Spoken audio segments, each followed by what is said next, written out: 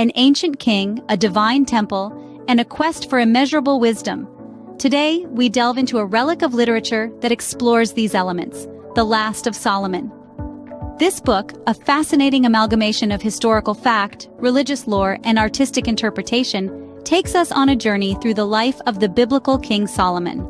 Embedded within its pages, The Last of Solomon offers a unique perspective on this revered figure, illuminating his wisdom, his monumental construction of the divine temple, and his relentless quest for understanding. The narrative weaves a rich tapestry of Solomon's life, drawing on both biblical accounts and historical records, while also incorporating an artistic interpretation that brings a fresh perspective to these ancient tales. As we venture into this book, we find ourselves immersed in an era of divine revelations and grand temples, of ancient wisdom and timeless lessons. So fasten your seatbelts and open your minds. Now, prepare for a journey that transcends time and reality into the heart of ancient wisdom. The book begins with the birth of a king, Solomon, a man destined to shape the course of history. Right from his cradle, Solomon's life was a tapestry of fascinating tales and extraordinary wisdom. Born to King David and Bathsheba, Solomon was not the eldest son and thus not the obvious heir, yet he ascended to the throne, guided by divine providence and his father's unshakable faith in his capabilities. The book paints a vivid picture of Solomon's early life, a young prince navigating the corridors of power, observing, learning, and absorbing. He was not just a keen observer but also a deep thinker, someone who craved knowledge and understanding. This intellectual curiosity, a thirst to comprehend the world around him, set the stage for his divine gift of wisdom. As Solomon grew, so did his wisdom. When he ascended to the throne, his first act as king was not an exhibition of power or a declaration of might. Instead, he prayed. He prayed not for long life, wealth, or the demise of his enemies. Solomon prayed for wisdom, an understanding heart to judge his people and discern between good and evil. This prayer pleased God, who granted Solomon a wisdom and understanding so profound that it was unrivaled. This part of the book also delves into Solomon's leadership style.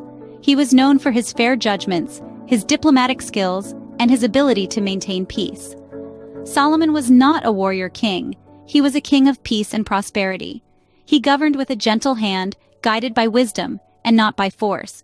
His reign was characterized by diplomatic alliances, trade agreements, and architectural advancements, rather than battles and wars. The book's depiction of Solomon's character is nuanced and detailed. He was a man of wisdom, but he was also human, with all the complexities and contradictions that come with it. He was a king, a judge, a builder, a lover of nature, a poet, and a seeker of knowledge.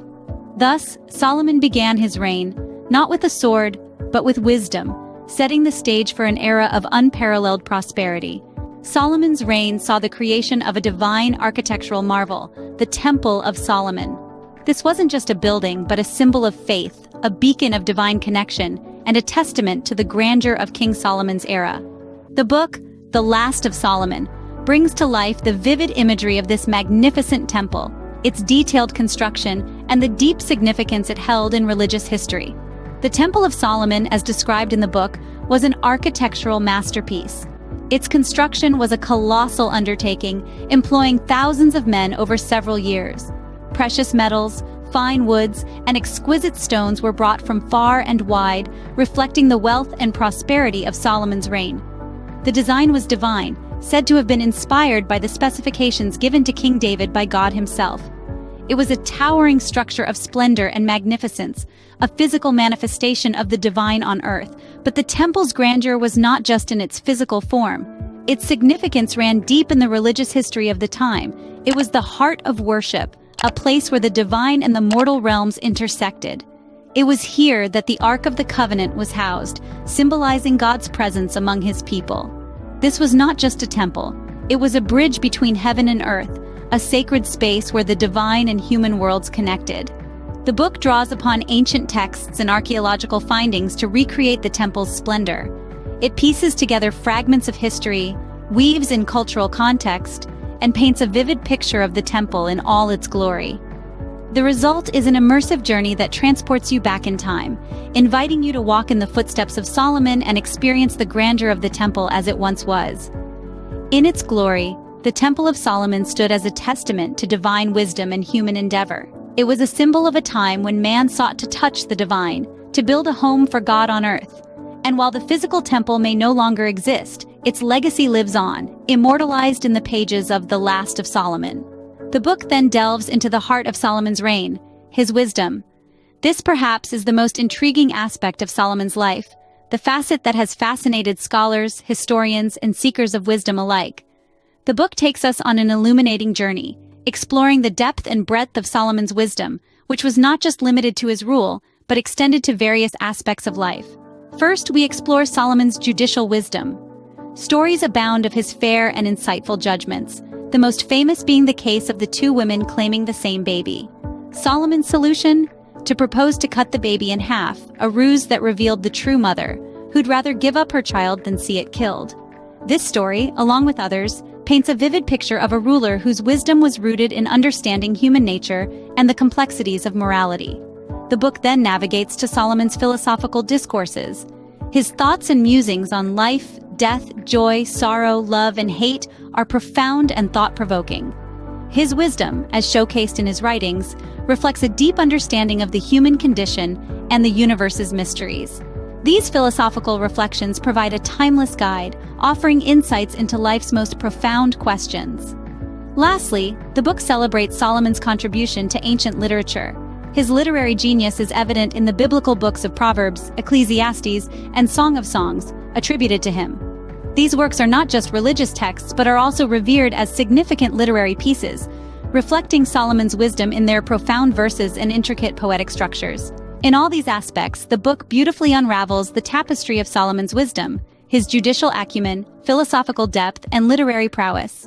It presents a comprehensive picture, allowing us to appreciate the magnitude and diversity of Solomon's wisdom. Thus, Solomon's wisdom became his legacy, a beacon that would guide generations.